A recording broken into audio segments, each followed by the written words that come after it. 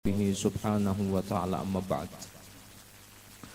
Hadratul mukarramin wal muhtaramin yang sama-sama kita muliakan dan kita hormati, seluruh para habaib asbatu Rasulullah sallallahu alaihi wasallam, anak cucu Rasulullah sallallahu alaihi wasallam, wabil khusus sahibul majlis akhina sahibil fadilah Al-Habib Al-Ustaz Muhammad As-Saggaf, mata'anallah biquli hayatihi asy-syarifah. Mudah-mudahan Allah berikan keberkahan kepada beliau dan seluruh habaib kita, sehingga kita senantiasa bisa mengambil manfaat dari keberadaan mereka di tengah-tengah kita saat ini. Amin ya rabbal alamin. Seluruh para asatidz, tuan guru, para kiai, hum waratsatul anbiya, mereka pewaris para nabi. Mudah-mudahan pula Allah beri keberkahan dalam umur mereka, sehingga ilmu-ilmu mereka senantiasa menyirami lubuk hati kita dan sanubari kita, agar bisa menghantarkan kita ke hadrat Allah subhanahu wa ta'ala. Amin ya rabbal alamin. Jamaah majlis, hadirin hadirat rahimakumullah. Alhamdulillah, puji dan syukur tak henti-hentinya kita haturkan kehadirat Allah subhanahu wa ta'ala pada malam yang penuh berkah ini. Kita bisa berkumpul, bersilaturahim dan mengistiqamahkan menghadiri majlis kita setiap malam Ahad. Majlis ini Raudhatul Muhibbin setiap malam Ahad yang dipimpin akhina Al-Habib Muhammad Saggaf. Mudah-mudahan majlis ini senantiasa membawa keberkahan dan manfaat, dan Allah makmurkan dan tidak keluar dari orang majlis ini melainkan orang-orang yang membawa manfaat dan maslahat bagi umat. Amin ya rabbal alamin. Salawat dan salam senantiasa kita haturkan keharibaan junjungan kita Nabi besar Muhammad sallallahu alaihi wasallam beserta keluarga, para sahabatnya dan para pengikut mereka sampai hari kiamat nanti. Para hadirin hadirat rahimakumullah, kita sudah mendengarkan tadi apa yang disampaikan oleh Al-Habib Muhammad yang beliau baca dari kitab An-Nasaihud Diniyah karangan Al-Habib Al-Qutub Abdullah bin Ali bin Muhammad Al-Haddad tentang penjelasan halal dan haram. Bahwa penjelasan halal dan haram ini sangat penting dan sangat ditekankan dalam urusan agama, karena ini termasuk asas dan pondasi. Ada sebuah riwayat hadis yang menyebutkan, man akalal halal man akalal haram asat jawarihuhu sya'a am aba alima am lam ya'lam. Siapa orang yang memakan haram, siapa orang yang mengkonsumsi benda-benda haram, termasuk memakai, termasuk menjadikan bahan pokok dasarnya dalam kehidupan, asat jawarihuhu sya'a am aba, akan bermaksiat seluruh anggota batang tubuhnya, mau tidak mau, alima amlam ya'lam, ia ketahui ataupun tidak ia ketahui. Begitu dahsyatnya efek dan pengaruh haram ini pada batang tubuh seseorang, sehingga yang punya batang tubuh pun kadang-kadang tidak menyadari bahwa perilaku buruknya itu adalah bersumber daripada energi haram. Sebaliknya, waman akalal halal ata'at jawarihuhu sya'a am aba alima am lam ya'lam. Siapa orang yang mengkonsumsi halal, menjadikan bahan pokoknya dalam kehidupan halal, yang sebagaimana hadis tadi, wa ghudhiya, dijadikan bahan pokoknya, makanan pokoknya itu dari yang halal, ata'at jawarihuhu sya'a am aba, anggota batang tubuhnya akan berbuat taat,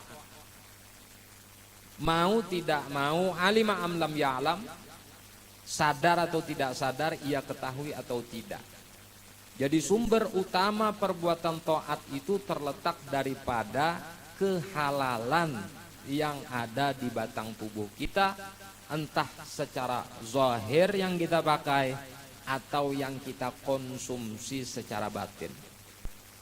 Sebaliknya, perbuatan-perbuatan maksiat dan kemungkaran sudah bisa dipastikan sumber energi utamanya adalah karena benda-benda yang dipakai atau makanan atau minuman yang dikonsumsi terbit dari benda yang haram. Dalam sebuah riwayat hadis lain pula Nabi pernah menyebutkan, al halalu bayyinun wal haramu bayyinun wa ma bainahuma umurun mustabihat la ya'lamuhunna katsirun minan nas. Halal itu jelas, haram itu jelas. Di antara kehalalan dan keharaman ada suatu keadaan yang tidak banyak orang mengetahui, yang kita kenal dengan sebutan syubhat. Syubhat ini para ulama menyebutkan aqrabu ilal haram, 75%-nya mendekati kepada keharaman. Itu syubhat. La ya'lamuhunna katsirun minan nas. Kebanyakan manusia tidak mengetahui itu. Siapa orang faman waqa'a fi syubhat, faman waqa'a fi syubhat waqa'a fil haram. Siapa orang yang terbiasa melakukan atau mengkonsumsi sesuatu benda apapun dari sumber syubhat yang tidak jelas, waqa'a fil haram, cepat atau lambat satu waktu nanti ia akan terjatuh di dalam keharaman. Karai yar'a haulal hima yushiku ayyaqa'a fi. Seperti orang yang mengembalakan binatang di daerah terlarang. Ini kada masuk ke dalam pagarnya, kada masuk. Tapi di sekitar pagar itu satu waktu waqa'a fil haram, ia akan terjatuh. Akan terjatuh kepada tempat yang terlarang itu tadi. Yushiku ayyaqa'a fi, satu waktu akan terjatuh ke tempat yang dilarang tadi. Nah, kembali ke pembahasan yang dibahas oleh Habib Muhammad tadi. Itulah fungsinya ada sebuah majelis ilmu yang disebutkan oleh ulama tujuan diadakan dan ditegakkan di satu wilayah majelis ilmu itu. Salah satu yang memotivasi adalah mengenalkan tentang pengetahuan arti daripada haram, halal maupun syubhat. Ketika seseorang sudah melatih dirinya untuk tidak berbuat syubhat, maka bisa dipastikan orang tersebut tidak pernah melakukan yang haram. Sebaliknya, apabila orang itu terbiasa ta'awad ala syubhat, terbiasa untuk melakukan perbuatan syubhat, maka satu waktu ia akan melakukan perbuatan haram. Syubhat itu kalau bahasa kita kampung, sesuatu yang belum jelas. Ada sandal bandak di muka rumah. Sandal ini kada jelas, ampun siapa, orang membayarkankah kada. Kita kada kau memponis ini rejeki tak disangka-sangka kada awa itu. Kecuali bertulisan di situ sandal gratis. Nah, sama tuh misalnya di masjid ada sandal di situ, kada ada bertulisan. Umpamanya sandal itu kada ada bertulisan ampun masjid, ini masih syubhat hukumnya. Kecuali kita mengetahui kebiasaan di masjid itu memang mengadakan sandal kasan orang wudu.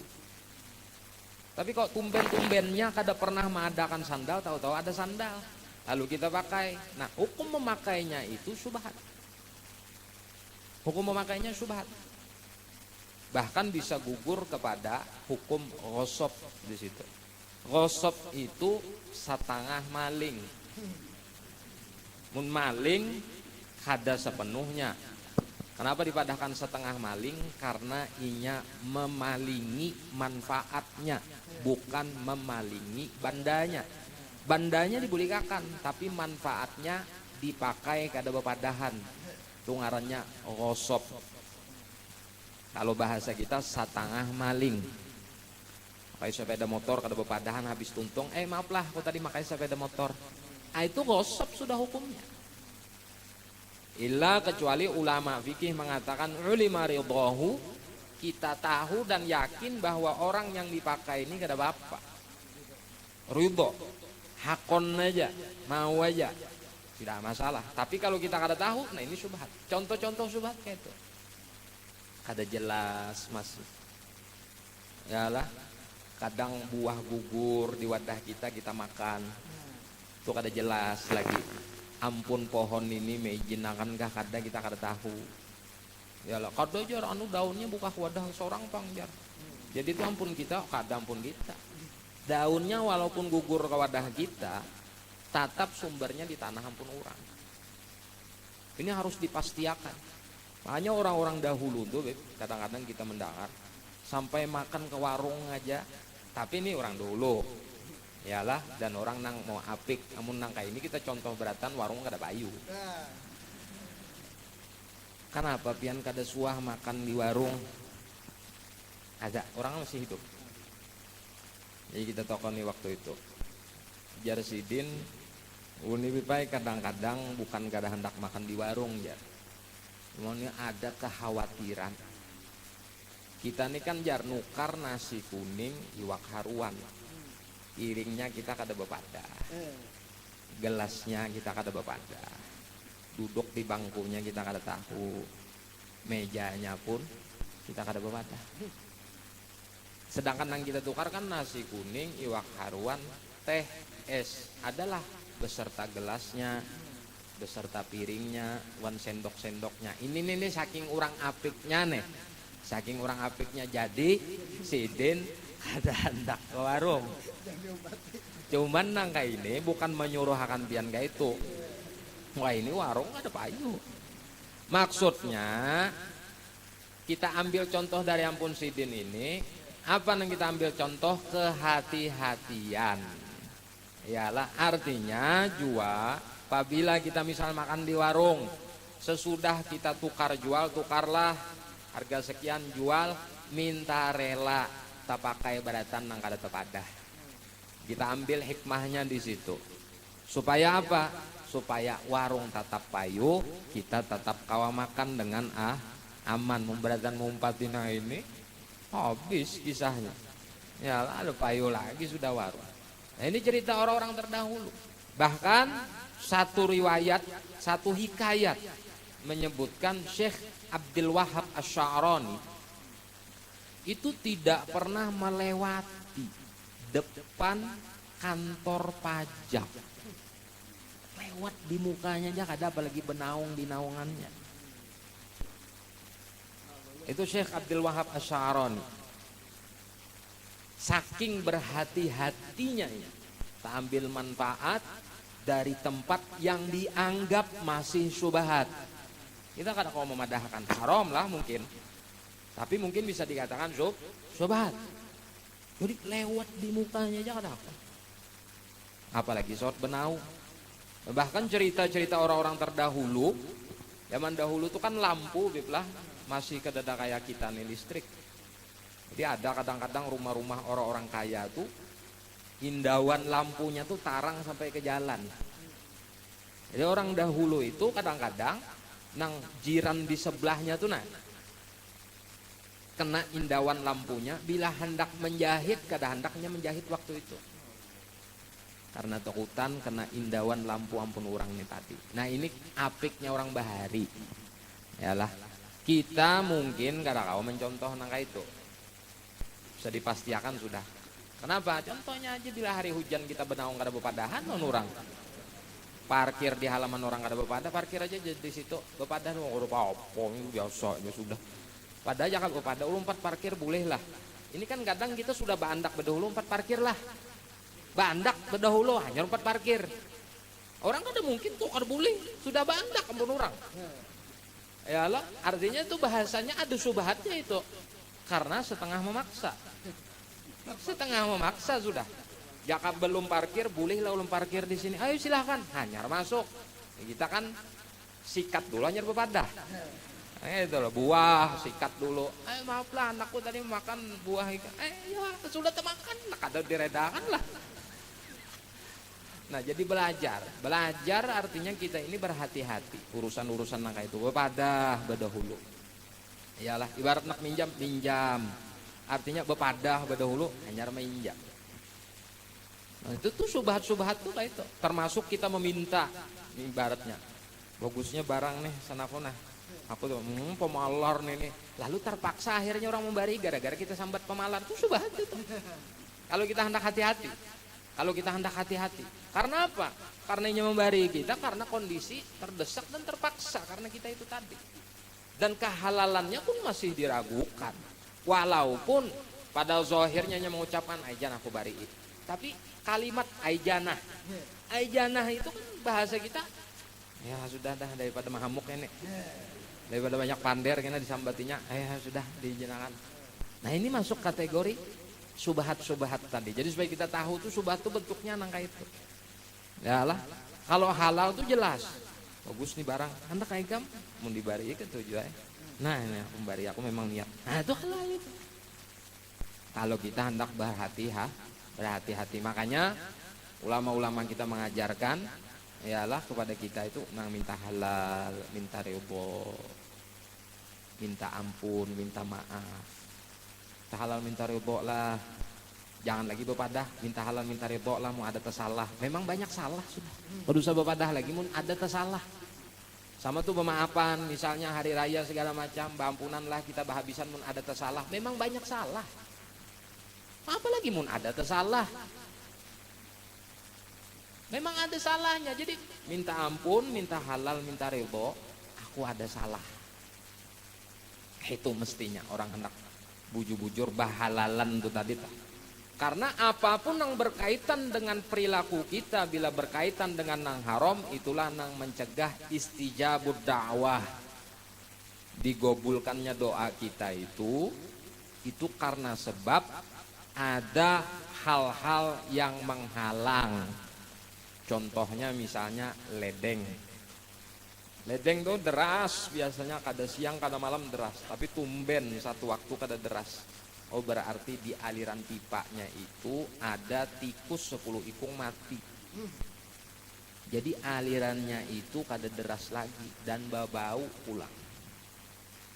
Jadi pertama kali nang dibarasihi itu bukan ledengnya nang didarasi kada, tapi tikusnya dulu diangkat, dibuangi. Maka bila tikusnya diangkat dan dibuangi, secara otomatis banyu itu akan daras dan akan barasih. Sama filosofisnya seperti itu juga.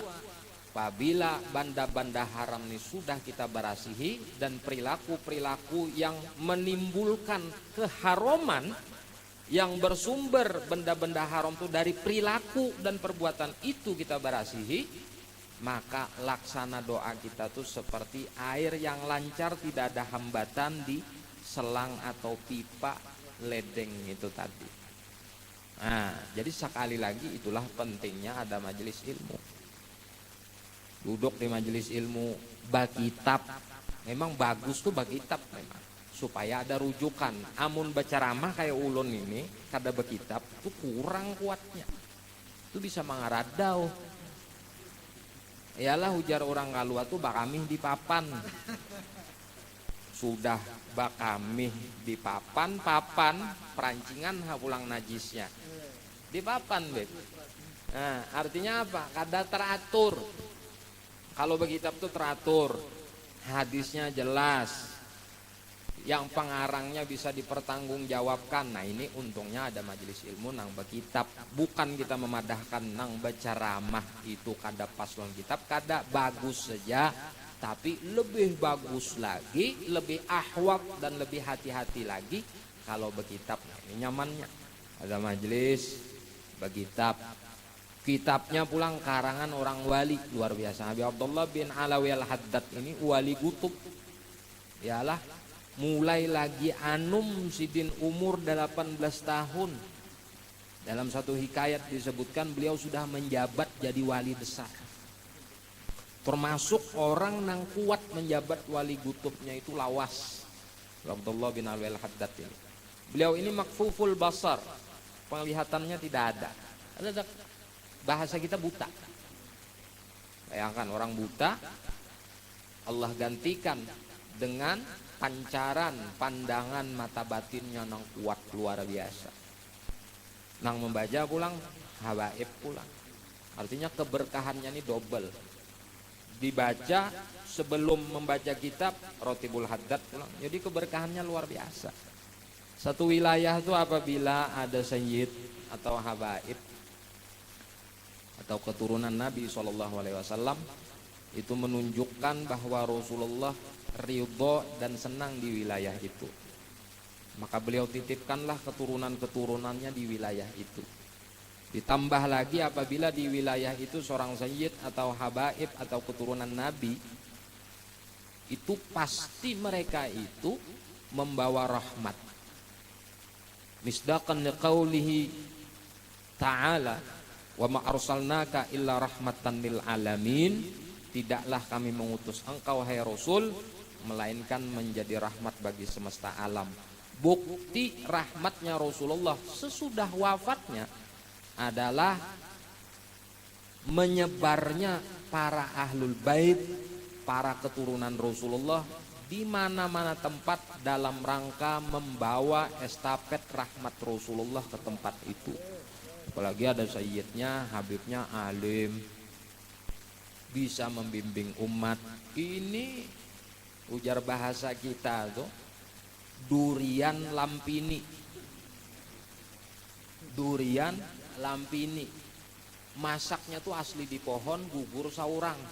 Dari gugur tak buka ulang sorangan, tinggal nikmati aja lagi. Ini nangka itu.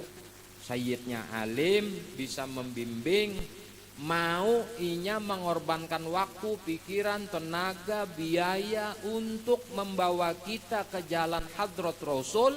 Ini sama nangkai durian lampini tadi. Kurang apa lagi coba? Duriannya gugur di hadapan kita, kata di kepala, kata di hadapan kita, blok, tak terbuka, lampini pulang.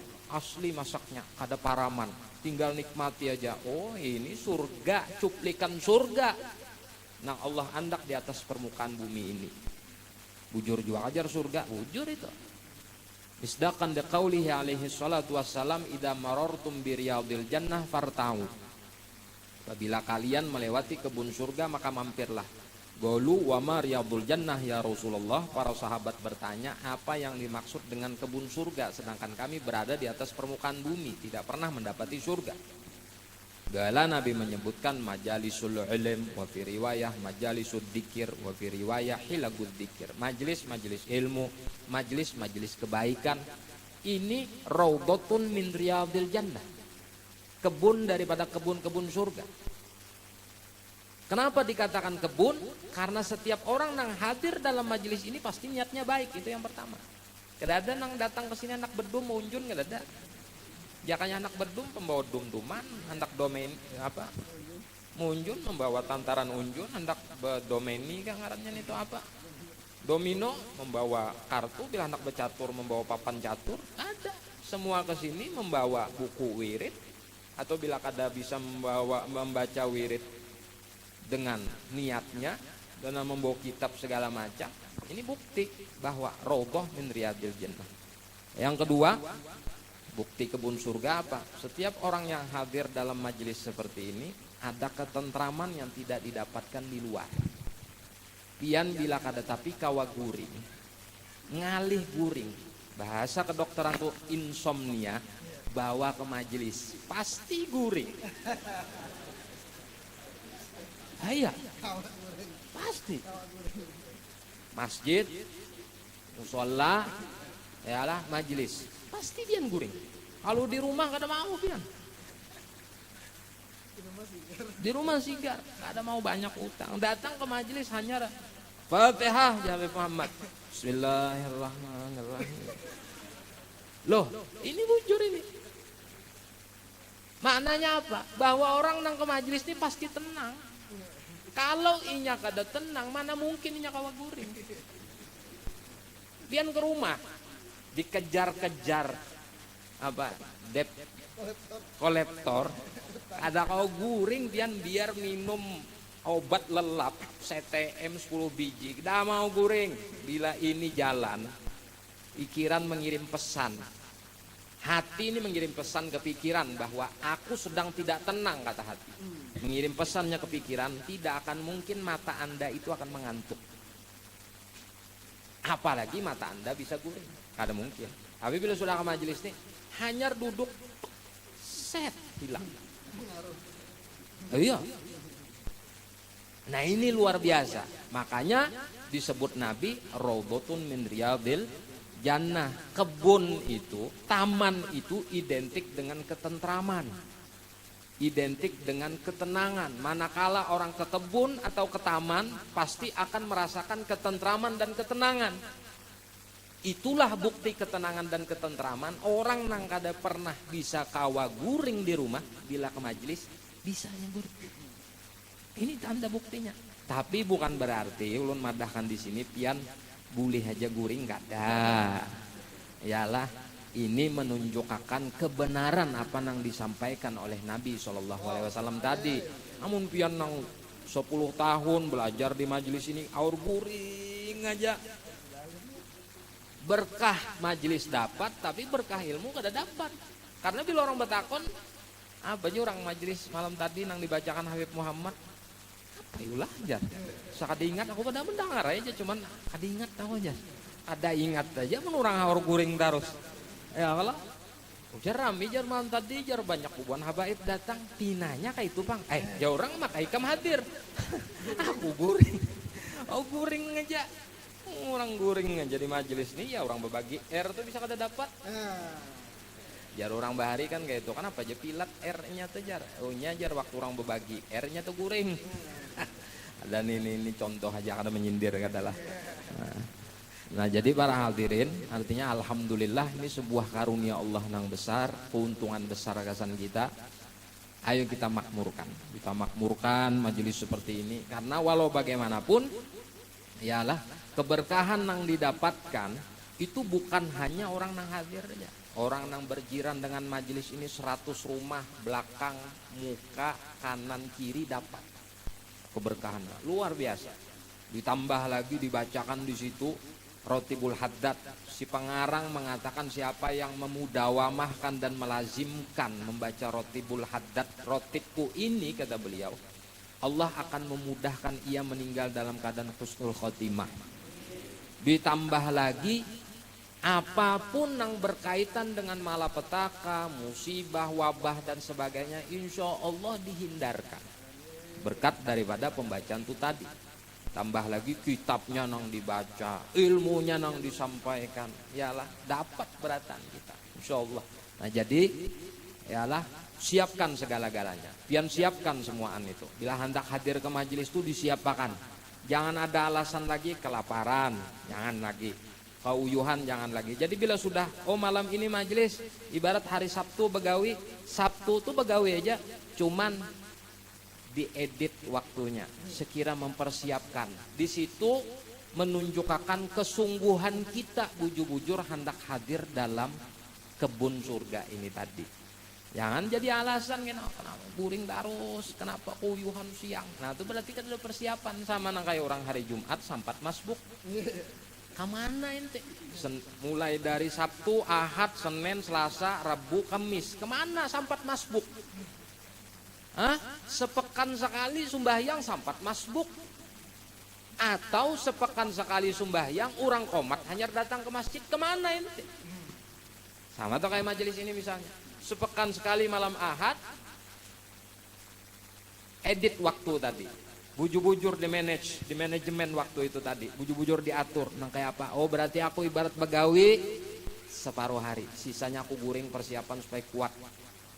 Makan dulu aku supaya kada ada lagi gangguan loko pinah Habibnya pindah telawas sedikit berceramah. Parut pas kebelujuran lapar, tetap aku kawa khusyuk karena aku sudah amunisi masuk. Nah begitulah orang yang ingin mempersiapkan untuk tujuan hal-hal kebaikan dan untuk tujuan hal-hal yang mendatangkan keberkahan. Para hadirin hadirat rahimakumullah, ulun kira nang ulun sampaikan cukup, karena sudah kita lawas dah masuk isya, mungkin kita hendak sembahyang isya. Allah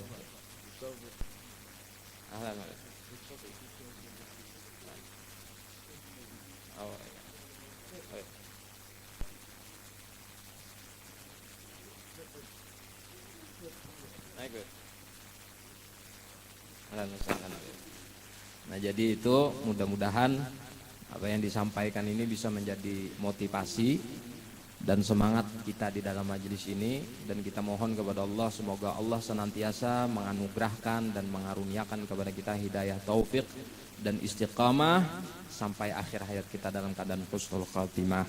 Dan mudah-mudahan apa yang kita hajatkan dan kita maksudkan digobul oleh Allah Subhanahu wa taala. Seluruh dosa-dosa kita, kesalahan kita diampunkan oleh Allah Subhanahu wa taala, dosa orang tua kita, guru-guru kita yang sudah mendahului kita, dan anak keturunan kita dijadikan anak yang soleh-solehah, bakti kepada Allah dan Rasul dan kedua orang tuanya, berguna bagi agama, nusa dan bangsanya.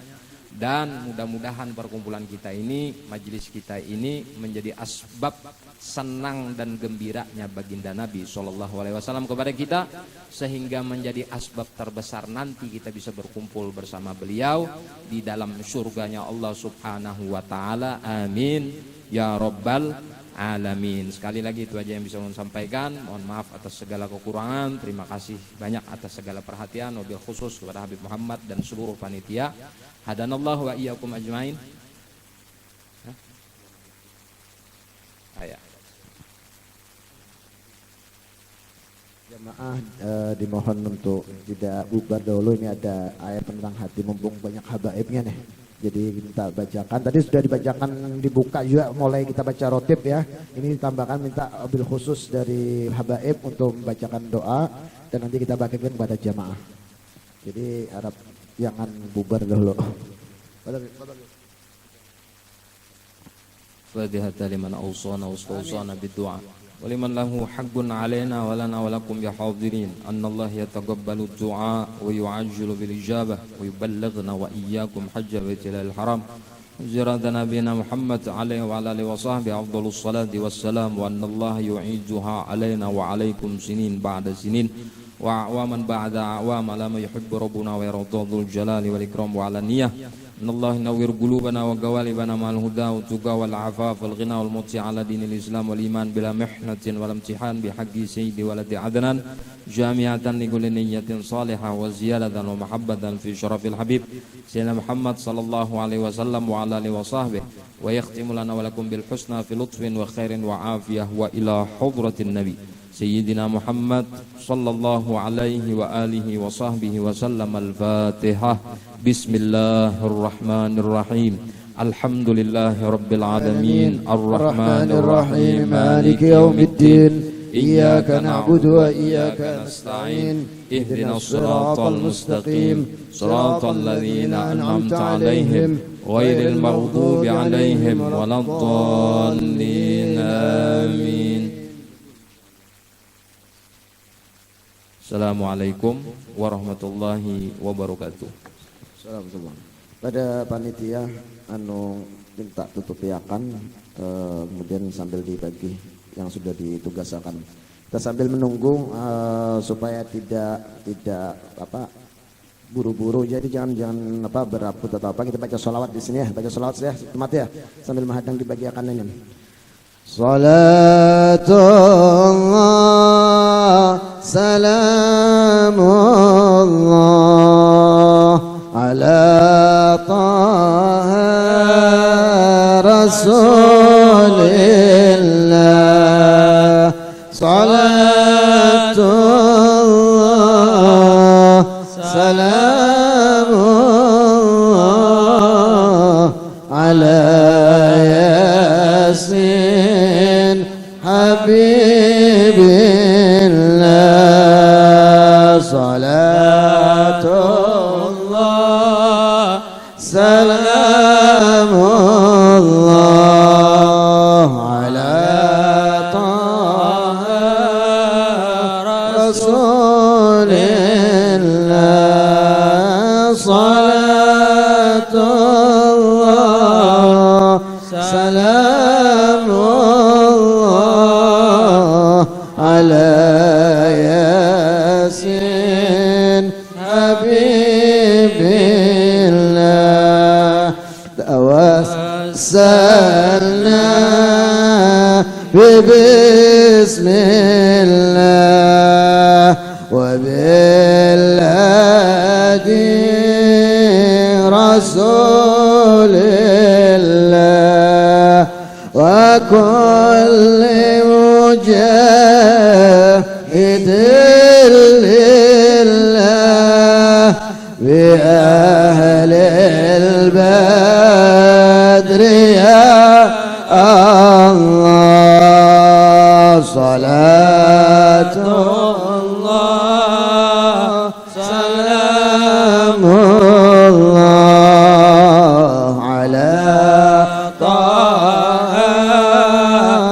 رسول الله صلاة الله سلام الله على ياسين حبيب الله إلهي سلم الأمة من الآفات والنقمة ومن هم ومن غمة بأهل البدر يا الله صلاة الله سلام الله على طه رسول الله صلاة الله سلام الله على ياسين حبيب الله إلهي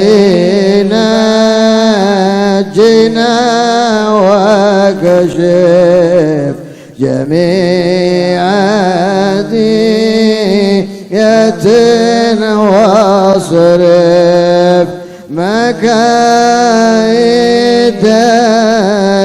العدا والطوف بأهل البدر يا الله صلاة الله سلام الله على طه رسول الله صلاة الله سلام الله على ياسين حبيب الله صلاة الله سلام الله على طه رسول الله صلاة الله سلام الله على ياسين حبيب الله الفاتحة. أعوذ بالله من الشيطان الرجيم. بسم الله الرحمن الرحيم.